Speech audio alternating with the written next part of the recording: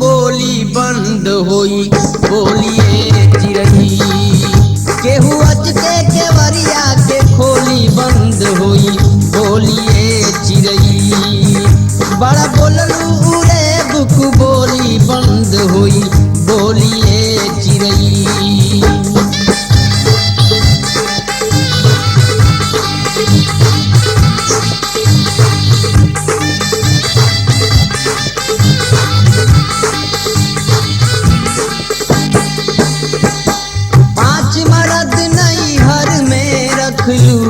जे भावल से कैलू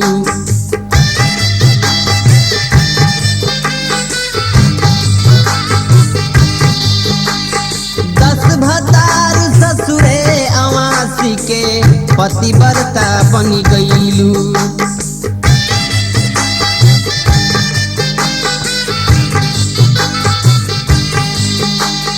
पांच मर्द नहीं हर में रखलू जे भावल से कैलू दस भतार ससुरे आवासी के पतिव्रता बन गईलू।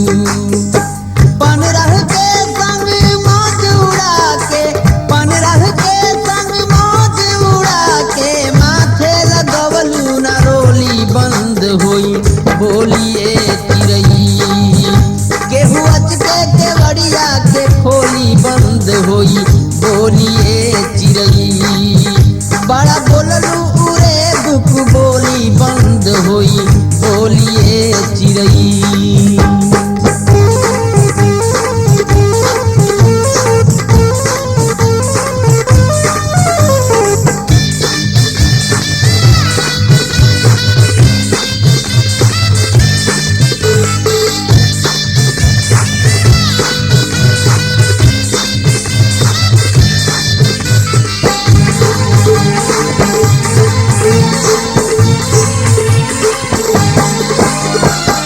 रोकलसी बाप त डांटी डपटी के कहलू तू मती बोला